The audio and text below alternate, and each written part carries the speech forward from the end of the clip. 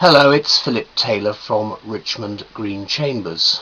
I'm looking at Graham Smith's new edition of Internet Law and Regulation. This is a picture of it here. It's quite a heavy book. Published by Thompson, Sweet and Maxwell. I've given it the Internet title for the reviews which are in journals and on the Internet of Groundbreaking Connections to Internet Law. It's a much needed book in a time when the internet is taking much more of a lead role in what we do with our lives. The new edition is, in my view, an excellent work, and it's to be welcomed for its clear and authoritative explanation of the law governing the internet, both here in the United Kingdom and increasingly our global markets and international law perspectives. Smith reflects on the multi-border nature of the internet problem, and he tries, in my view, his best to handle a comparative approach to the knotty principle of multi-jurisdiction disputes and legal niceties. I met up with him at his London offices at Bird & Bird and began asking him why he'd written the book. With a certain amount of disarming charm, he said that the book had started as a short work of several hundred pages some 10 years ago, but had grown to become a key element in the collaboration between the firm of Bird & Bird, whom he works for, and of course Sweet and Maxwell, who originally commissioned the title. And it was on the off chance that it would one day be a popular title for the busy legal professional, and of course that's exactly what it's become. It's now essentially a new book. It's a lot bigger than it used to be. It's now a new book on electronic law, where Graham Smith's sheer breadth of experience has placed him, in my view, at the forefront of a work which is clearly needed today. It's not always been so, as Smith declared when he recited at the launch of this edition an anecdote from a client in Wales who queried what relevance this book had for their business. In brutal Welsh, the client said the answer was none. But that was until the client then had a problem involving new technology. So you see how things move on. And that's really why Sweet and Maxwell realised the need for the book in the 1990s and commissioned the latest edition in 2007 to cover such a wide range of issues. Basically, they are what I'd call new issue cases as well. I've always felt that it's a good job that the old statute of inconsimili casu in a like case isn't any longer available, active or binding, because the law really would be in a pickle if new types of action couldn't be heard before the courts, because that's where we're moving into with this and all sorts of other issues like reputation and the law and so forth.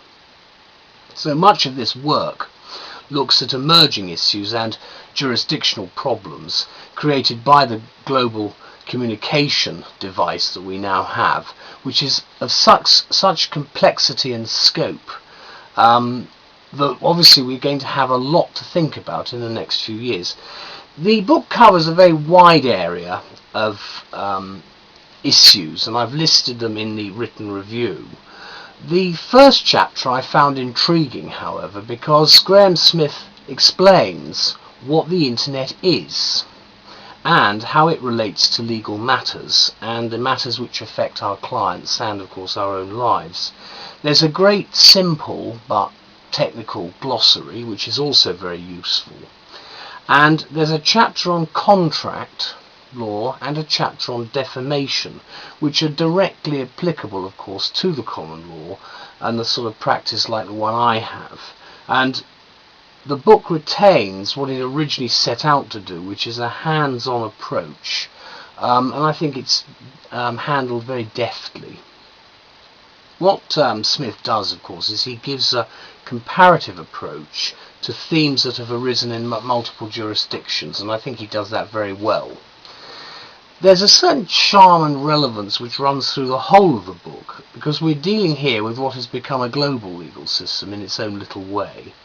and as we can see, there have been massive changes, certainly in the 21st century. As I say, the book covers a whole range of things, and one of the questions I had was, what's the going rate for a citation these days? Because the aim of the book is to give all the crucial cases and decisions which have been featured recently, and there have been quite a lot. There's been a lot of judicial activity. And obviously what Smith and his team have tried to do is to give an insight into the reaction of the courts to the uncertainties created by the new technology. So, as Smith himself said, what's the going rate for a citation? Well, it'll be one that he and his team of contributors at Bird & Bird and elsewhere feel we need. And in fact, he's best placed, of course, to do that.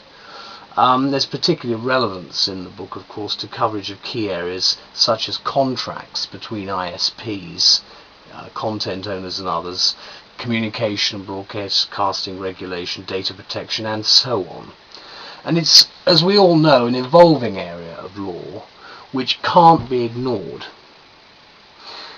Described as the definitive English law textbook on e-commerce when it first appeared, Smith and his colleagues have enhanced its original modest work, quite thin volume I referred to at the beginning, into an ultimate and essential guide for the internet lawyer of today, ensuring that clients, lawyers, laymen, they're all going to be aware of the new legislation and decisions which will affect us not just with our own businesses and activities, but our lives as a whole, our reputations, our persona, our image. All of these things will come very much into the fore, but not just on home turf. We're talking here about the emerging global marketplace, which will settle down with the current economic downturn. And of course, we've got also socially interactive clubs. That is what is, in essence, the modern internet.